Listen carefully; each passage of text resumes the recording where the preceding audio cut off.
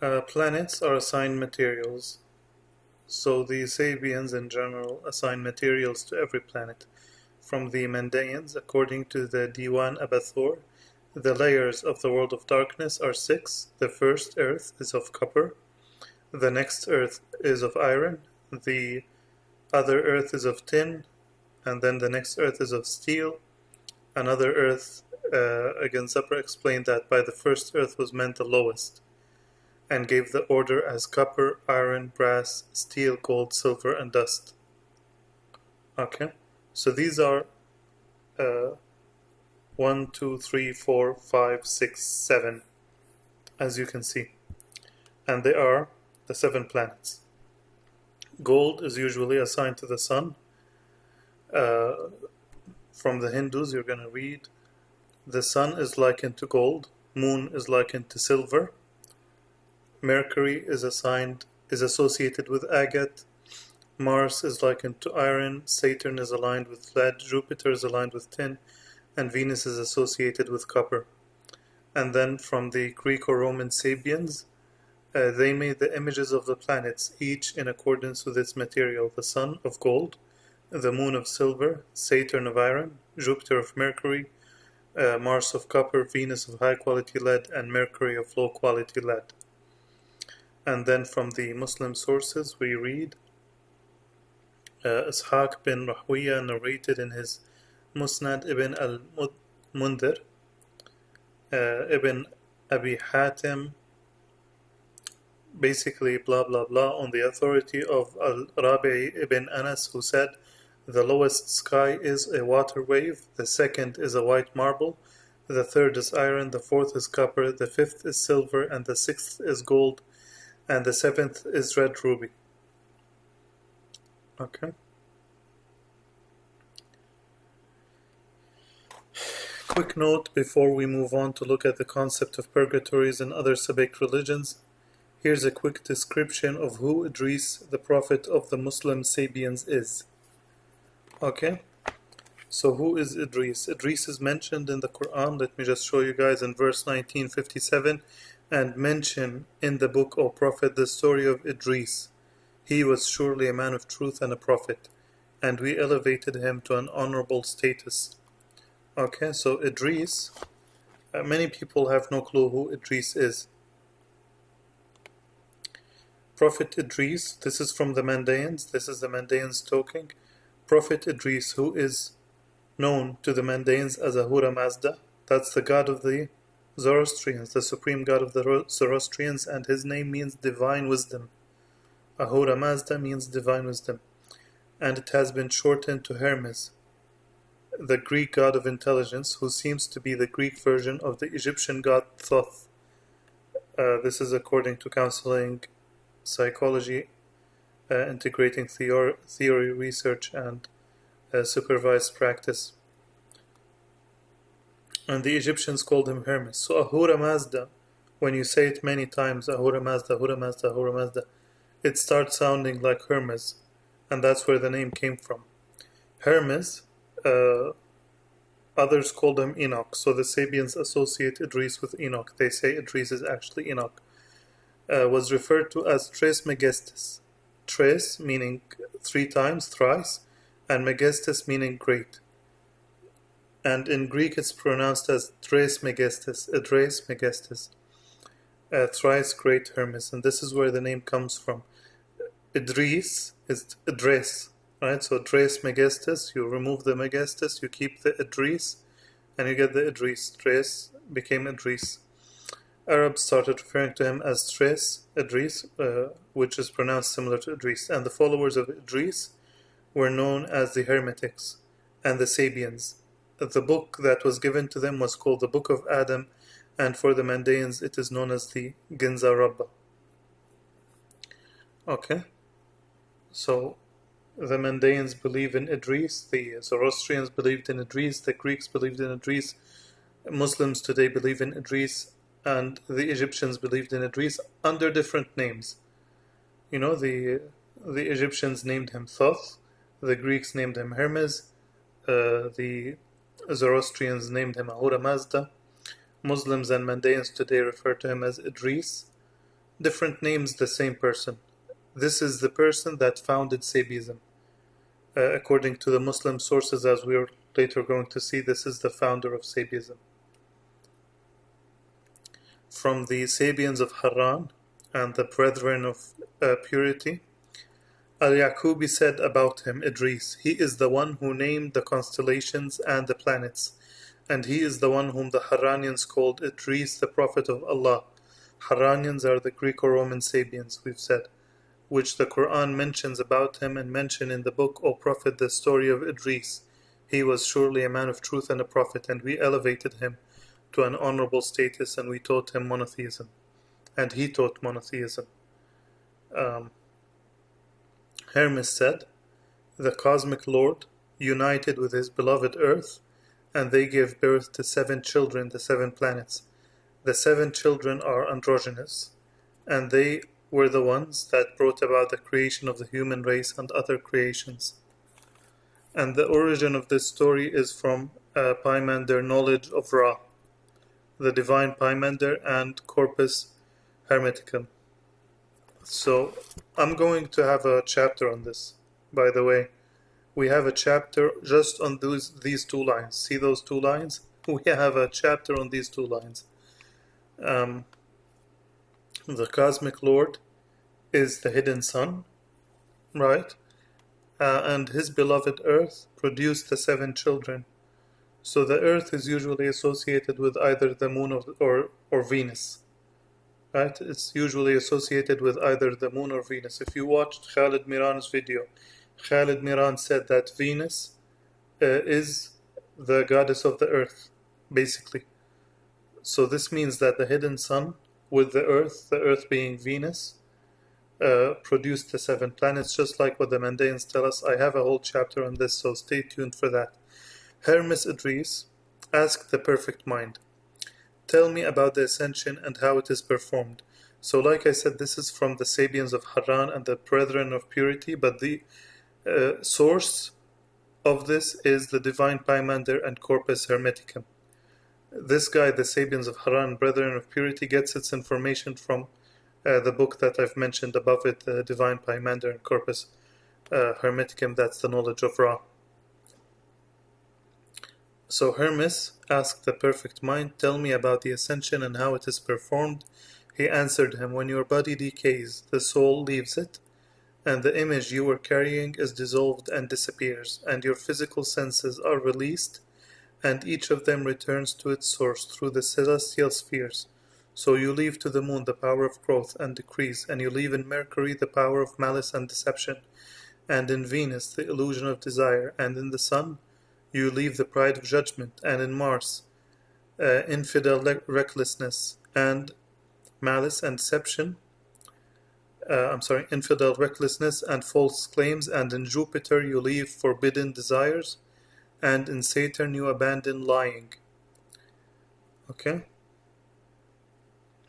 This is, so the source of this, idea that the purgatories are the planets is coming from the Egyptians. The knowledge of Ra, right? The knowledge of Ra tells us that the planets are purgatories, basically.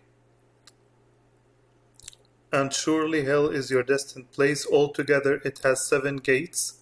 To each a group of them is designated. Okay?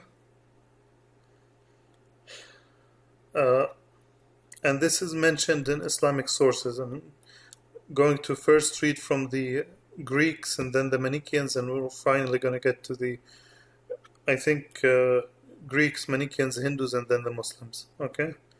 Greeks, Manichaeans, Hindus, and then we're going to see from the Muslim sources. Unjust and licentious souls pay penalties for their offenses, but the good souls must in the gentlest part of the air, which they call the meads of Hades, pass a certain set time sufficient to purge and blow away the pollutions contracted from the body as from an evil odor. Then, as if brought home from banishment abroad, they savor joy, most like that of initiates, which attended by glad expectation is mingled with confusion and excitement. For many, even as they are in the act of clinging to the moon. She thrusts off and sweeps away, and some of those souls, too, that are on the moon, they see turning upside down as if sinking again into the deep. Those that have got up, however, and have found a firm footing, first go about like victors crowned with wreaths of feathers, called wreaths of steadfastness. Once the mind has been separated from the soul, it is separated by love for the image in the sun. So the love for image, right? Where do you get separated from the love of image in the sun? And then it says that the moon, people are seen turning upside down. Those souls that are on the moon, they say, they are seen turning upside down as if sinking again into the deep. And those that have got up, however, and have found a firm footing, first go about like victors crowned with wreaths of feathers, called wreaths of steadfastness. What does this mean? Okay.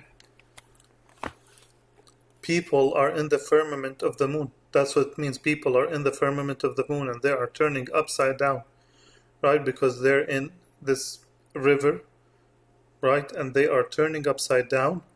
And whoever manages to get out of this water and has been purified is a winner, right? He's a winner because he's done with this purgatory and he moves one step closer to heaven, basically.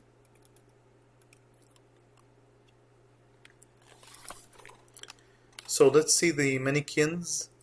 Let's see what the Manichaeans have to say. The sun and moon and stars move in order to purify the portions of light of those of darkness. The sun cleanses the light which was mixed with the satins of heat, and the moon cleanses what was mixed with the satins of cold. Initially, all of the portions of light were located above, and the portions of darkness were located below, engaging in praise,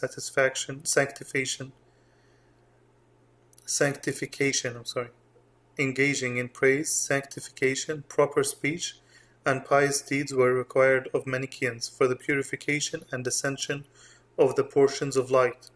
By this activity, the luminous portions rise up in a column of radiance to the lunar sphere, which receives this light from the first of the month until its midpoint when it forms a full moon.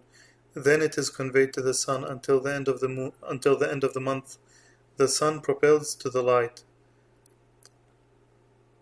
that is above it, and it circulates in this world. So the sun and the moon purify a person's soul. They take out the good portions of light and they separate them from the evilness, right, from the dark matter, basically.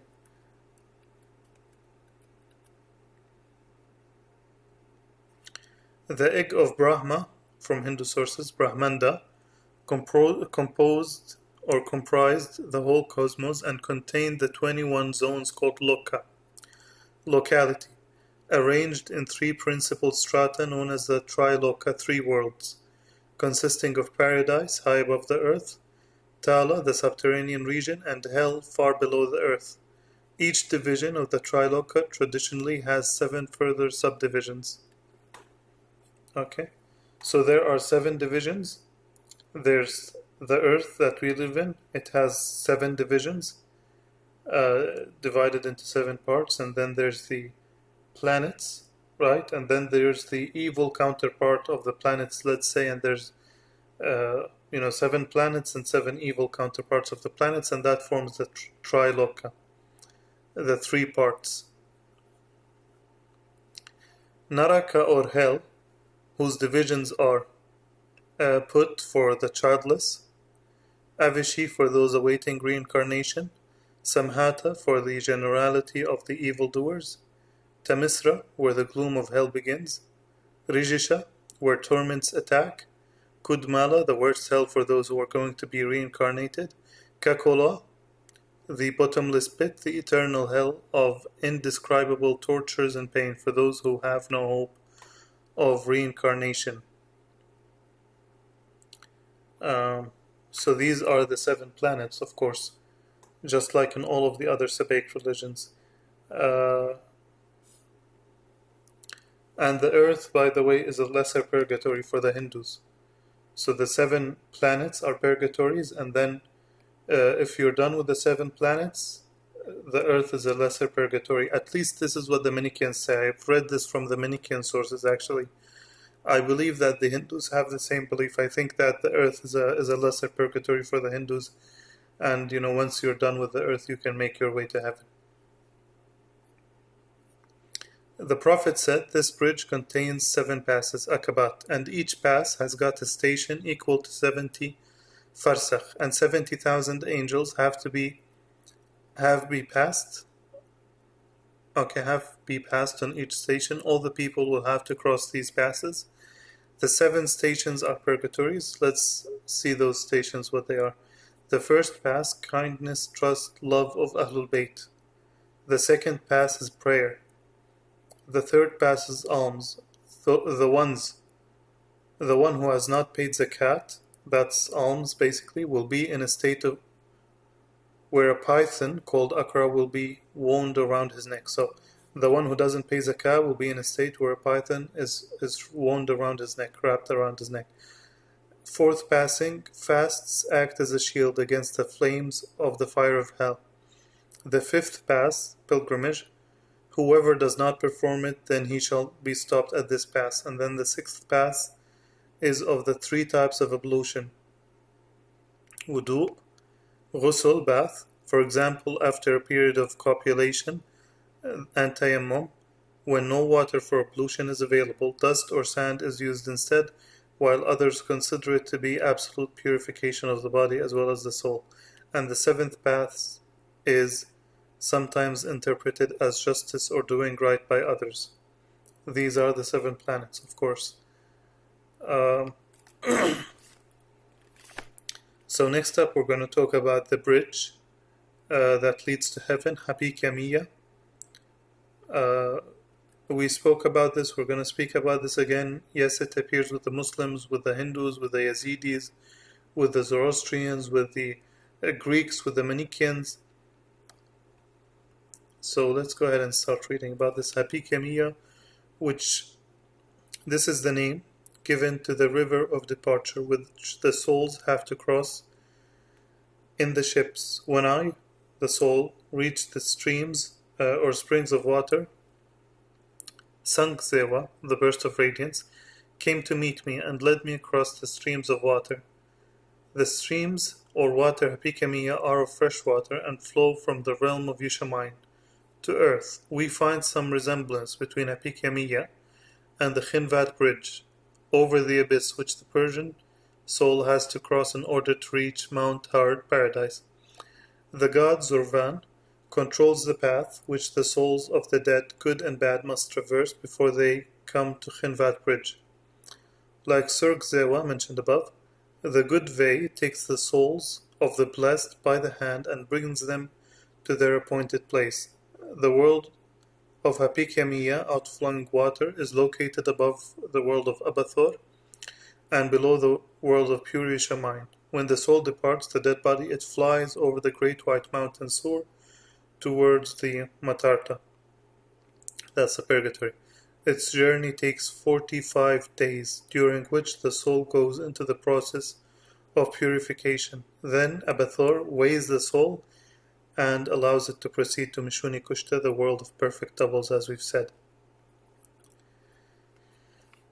Okay, let's look at the Hindus, what they have to say. Tirtha, with its many associations, is a word of passage, in some ways a word of transcendence. In the early Vedas and Upanishads, there are many spiritual uses of the term Tirtha and its notions of crossing. In the Vedas, the fire altar, in its many forms, is constructed as a place of crossing and communication between this world and the beyond, the aniconic sacred fire itself being the vehicle of crossing. The gods descend to take their place in the ritual arena of the sacrifice, and the prayers of the priests on behalf of the sponsor of the sacrifice ascend to the heavens. In the wisdom traditions of the Upanishads, crossing over often refers to the soul's spiritual transition and transformation from this world to what is called the world of Brahman, the Supreme. Now this is very interesting because they tell us that the fire is a method for a person, seems to relate, or seems to have something to do with a person making his way from earth to heaven. Right? So it's a means of crossing from earth to heaven. And this is very interesting because the fire represents the sun god. Okay, the fire represents the sun god, and as we are going to see, the Egyptians believed that the sun god himself took people from earth to heaven. Okay, so this is what the Egyptians used to believe, that the sun god himself used to take people from earth to heaven. We're going to see this later on, but this is a very interesting observation I wanted to share with you guys. Let's go ahead and start reading about what the Muslims believe in. In Islam, this bridge to heaven is called Sirat. There is none of you who will not pass over it. This is a decree your Lord must fulfill. Then when we will deliver those who were devout, leaving the wrongdoers there on their knees. Al-Nawawi said, the secret view is that what is meant by the verse is passing on the Sirat, which is a bridge erected over hell, so its inhabitants fall into it and others are saved. The Prophet explained it in the authentic hadith. It means passing on the path, and the path is the bridge. It is necessary for everyone to pass through it to enter paradise, whoever is young in this world and whoever is not. In Yazidism, the Silat bridge, the profane counterpart of the bridge between heaven and earth. Okay, and the preacher added, notice that those who are without do not like Malik Taus. Malik Taus is the sun god. Know you that in the resurrection he will not like them either, and he will not intercede for them. But as for us, he will put us all in a tray, carry us upon his head, and take us into heaven while we are in the tray on his head. Okay? So the sun god Malik Taus will put them all on his head and take them to heaven. Zoroastrians. Previously, we've read about the purgatories, and we've said that the 7 planets are purgatories, but we did not make any mention of the Zoroastrians. So let's go ahead and read, and we're going to see the purgatories from the Zoroastrian sources. The bridge of judgment, in connection with the future judgment, we are given in a figurative language by Zarathustra the image of a bridge called Shinvat, literally of the dividing one, that connects this world with the unseen world and serves as a medium to cross the deep chasm that separates the two. The reckoning of the good or evil deeds of the souls takes place after death, and the judgment is passed upon them before they can cross the bridge. The souls fare here as is their due. The righteous souls come to this place in pious expectation of the reward that awaits them. Zarathustra helps those righteous souls to cross the bridge who have devoutly practiced his religion, but the wicked souls, who have estranged themselves from the path of righteousness by their own evil thoughts, words and deeds, stand trembling at this judgment span, writhing with the pangs of their conscience and crying words of woe. They are now led by their own conscience to perdition. And from the book of the Story of Creation, Sabah Hadisi, peculiarly the Mandaean's holy book in Zarabba identifies Abathor with Rashnu. That's the Zoroastrian judge at the bridge. Rashnu the judge weighs the actions, words, and thoughts, but all three contribute to the total of a man's good or evil. And we've read previously, if you guys remember, the Egyptians believe that there's a jackal, right? Anubis, I think his name is, that weighs the spirit of a person to see if he's done enough good deeds and if he can make his way into heaven or not. I think his name was Anubis. Anubis, who is upon his mountain, he also weighs the souls of the dead. Yes, his name is Anubis. Okay. The separate heavens, as well as hells, retain their names which designate abstract virtues as good or evil thoughts, words, and deeds, but they are now in reality completely materialized.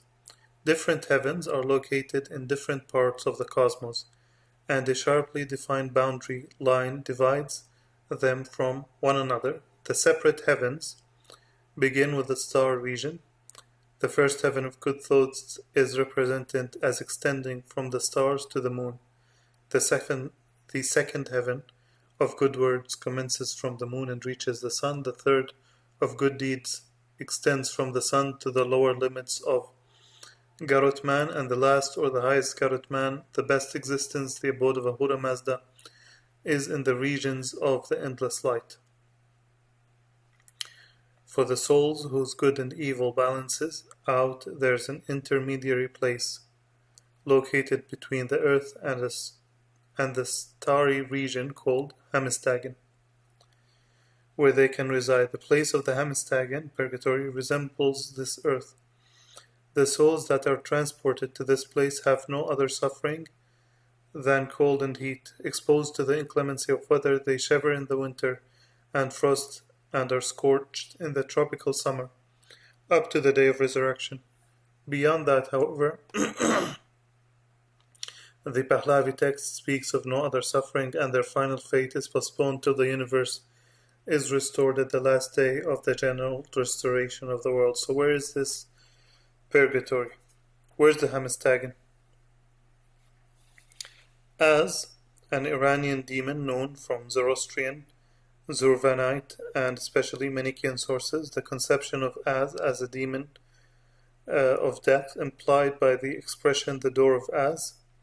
The Manichaean Az formed the human body and imprisoned in it the soul, the particle of light, God's substance.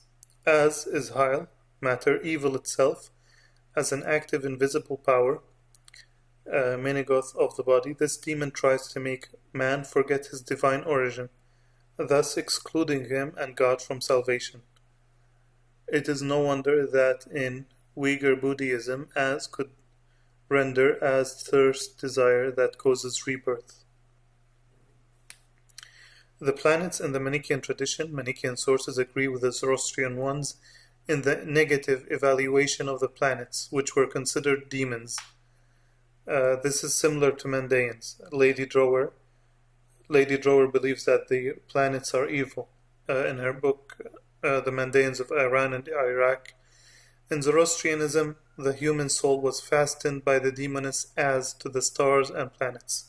There you guys have it. That's the purgatory. The purgatory is the planets. The demon of death, Az, fastens the souls to the planets. So what does that mean? The place of suffering is the planets. That's the Hamistagan. Okay, and then from the Greek sources, the crossing the Styx. In ancient Greek mythology, the Styx was one of the 5 rivers of the underworld, along with the Phlegethon, Acheron, Leth, and Cocytus, that all merged at the center of the underworld. The Styx, which was also a female deity, formed the boundary between the world of living and the world of the dead, Hades. When someone died, the spirit of the deceased had to cross the river Styx, carried on a boat by the ferryman Charon, or Charon, not sure, in order to enter the afterlife. It was therefore a very important boundary, and its crossing had to be prepared for to ensure that the deceased would successfully pass into the afterlife, or their soul would roam the shores and haunt the living until granted rest in Hades.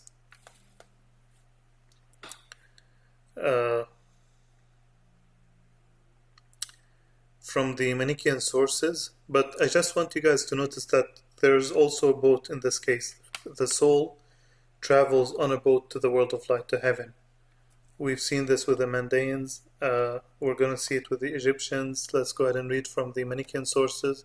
The third god of the redeeming creation is the column of glory, who is both a god and the path by which the redeemed light ascends to the sky. Its visible appearance is the Milky Way. By this path the souls pass to the moon at its time of waxing, and thence to the sun, from which they go to the new paradise. The sun and the moon are variously described as ships and chariots. Okay.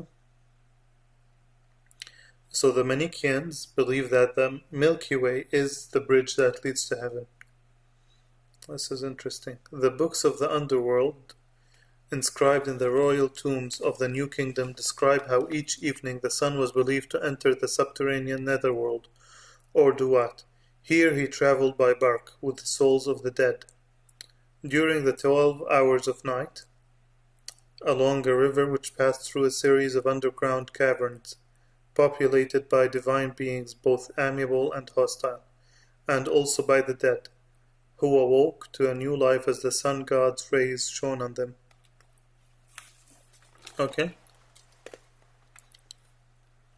So the sun god travels by a boat, bark means boat, on a bridge called Duat, right? And he takes with him the souls of the dead. And he takes them basically to heaven. He passes purgatories on his way to heaven. We're going to speak about those purgatories. But this reminds us of this explains why the Hindus pray to the fire. Right, when someone dies, they pray to the fire because they see the fire as means of transcendence. Why is that? Because the fire is associated with the sun, and the sun takes the soul to the world of light. Basically, the sun boat takes the person to the world of light. The paths leading to the hereafter, one of which consists of earth, the other of water, and details are included of important features of the region. The deceased must negotiate mounds and fiery lakes, and pass hostile demons, whose names he must know in order to pacify them. The nightly journey of the sun god through the subterranean underworld, as he makes his way from the western to the eastern horizon, according to the book of Amduat and the book of Gates, the underworld was divided into 12 regions, each of which corresponds to 1 hour in the sun god's journey, and each of which was occupied by the dead. As hour succeeded hour, the sun god's boat sailing on the underworld river entered cavern after cavern. As his rays illuminated the cavern, they brought new life to the dead. The dead were judged and rewarded according to their behavior. The righteous cultivated and received offerings. The wicked received their punishments. At the end of the hour, the god sailed on, and the great doors slammed shut. The dead would lament his departure and return to their sleep until the next day. Once they have reached the eternal realm, the transfigured dead are represented as humans. They are often represented in the Book of the Dead in a specific environment called the Field of Reeds or Field of Offerings. This is a kind of paradise reserved for the righteous, which is a reflection of the environment of Egypt, with waterways and cultivated banks. This is the world of perfect doubles, similar to Mishuni Kushta of the Mandaeans. Okay. So the paradise is reserved for the righteous, which is a reflection of the environment of Egypt, with waterways and cultivated banks. I think that's it for today. Okay, that's it for this presentation, for this lecture. Thank you guys for watching. I hope that you've enjoyed this and come back for some more information. Till next time.